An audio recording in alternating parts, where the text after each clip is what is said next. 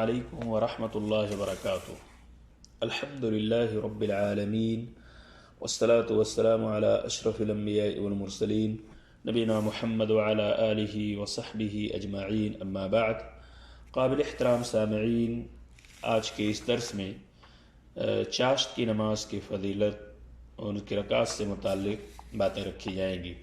فعن ابی ہریرہ رضی اللہ عنہ قال اوصانی خلیلی بصیام 3 ایام من کل شہر ورکعتی الضحى وان اوتر قبل ان ارقد، متفق علیہ۔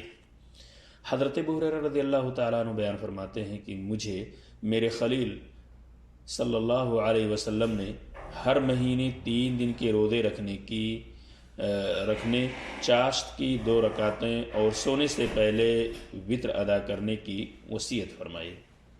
یہ روایت صحیح بخاری اور صحیح مسلم کے اندر موجود ہے۔ سونے سے پہلے وتر کی ادائیگی صرف اس شخص کے لیے مستحب ہوگا جو رات کے آخری حصے میں اٹھنے کے بارے میں اپنے اوپر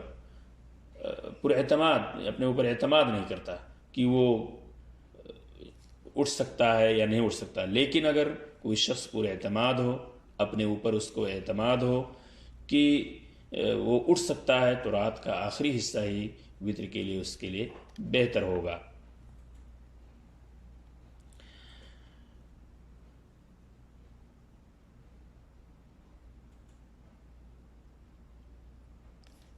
میرے عزیز سامعین،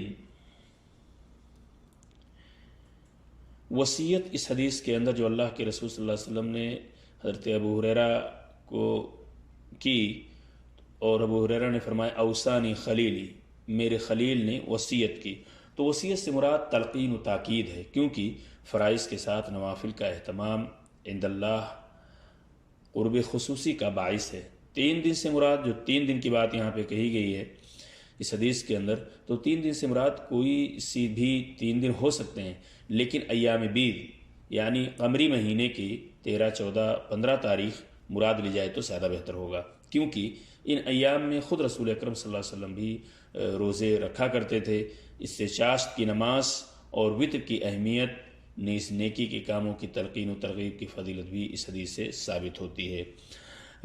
وعن ابی ذر رضی اللہ عنہ عن النبی صلی اللہ علیہ وسلم قال يصبح على كل سلام من احدكم صدقة وكل تسبيحة صدقة وكل تحميدة صدقة وكل تهليلة صدقة وكل تكبيرة صدقة وأمر بالمعروف صدقة ونهي عن المنكر صدقة ويجزئ من ذلك ركعتان يركعهما من الضحى، رواه مسلم۔ حضرت ابو ہریرہ رضی اللہ تعالیٰ عنہ سے روایت ہے کہ نبی کریم صلی اللہ علیہ وسلم نے فرمایا، تم میں سے ہر آدمی اس حال میں صبح کرتا ہے کہ اس کے ذمے اس کے ہر جوڑ پر صدقہ ہوتا ہے۔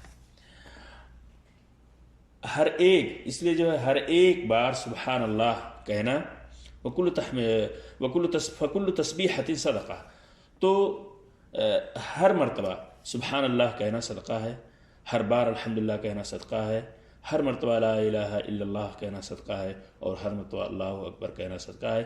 نیکی کا حکم دینا صدقہ ہے، برائی سے روکنا صدقہ ہے، اور ان کے مقابلے میں وہ 2 رکعت، یہ جو چاشت کی 2 رکعتیں ہیں، اور ان کے مقابلے میں یعنی وَيُجْزِئُ مِن ذَلِكَ رَكَعَتَانِ يَرْكَعُهُمَا مِنَ الضُّحَى، اور ان کے مقابلے میں وہ 2 رکعتیں بھی کفایت کر جاتی ہیں جو کوئی چاشت کی ادا کرتا ہے۔ اس سے مسلم کے اندر روایت ہے۔ اس حدیث سے یہ فائدہ مستنبط ہوتا ہے کہ ہر جوڑ پر صدقہ ہے۔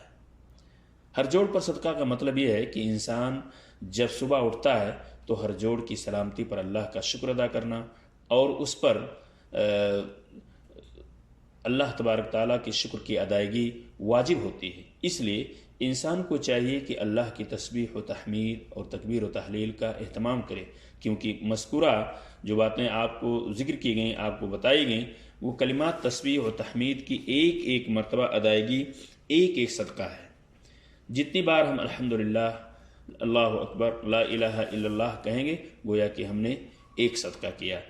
اور ہر انسان کے جسم میں 360 جوڑ ہوتے ہیں، اتنی تعداد میں ہر انسان کو ضرور تسبیح و تحلیل کا اہتمام کرنا چاہیے۔ لیکن اس کا بہترین علاج کیا ہے؟ علاوہ ازیں کسی کو نیکی کی ترغیب دینا اور برائی سے روکنا بھی صدقہ ہے۔ اور انسان اگر چاشت کی 2 رکعتیں 360 جوڑ جو ہیں ہر مرتبہ سبحان اللہ الحمدللہ اللہ اکبر لا الہ الا اللہ کہنا صدقہ ہے. لیکن انسان اگر چاشت کی 2 رکعتیں یعنی 360 مرتبہ یہ کہے گا تب جا کے اس کے 360 جوڑ کے صدقے ادا ہوں گے. لیکن اگر چاشت کی 2 رکعتیں ادا کر لے کوئی تو تمام جوڑوں کی طرف سے صدقہ ہو جاتا ہے. گویا کہ 360 مرتبہ سبحان اللہ الحمدللہ اللہ اکبر کہہ کے صدقہ ادا کرنے کے بجائے اگر کوئی شخص صلاۃ الضحیٰ کی چاشت کی 2 رکعت نماز ادا کر لیتا ہے تو گویا کہ اس نے اپنے 360 جوڑوں کا صدقہ ادا کر دیا ہے. یہی ان حدیثوں سے چاشت کی نماز کی اہمیت فضیلت واضح ہو جاتی ہے. یہ بھی معلوم ہوا کہ صدقہ صرف مال خرچ کرنے ہی کا نام نہیں ہے، بلکہ صدقے کا مفہوم بہت واسع ہے، بڑی وسعت کا حامل ہے، اور نیکی کی بہت ساری صورتیں ہیں، اور اسی میں سے سبحان اللہ الحمدللہ اللہ اکبر یعنی بغیر مال خرچہ کیے بھی ہم اور آپ صدقہ کر سکتے ہیں.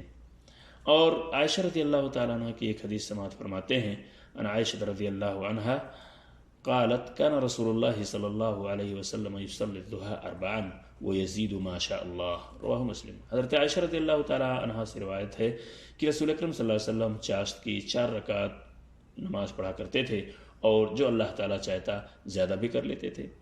اس لیے کہ بہت ساری روایتوں میں ہے یعنی یہ آپ کا معمول رہا ہے 4 رکعت کا پڑھنا، لیکن کبھی زیادہ بھی پڑھ لیا کرتے تھے.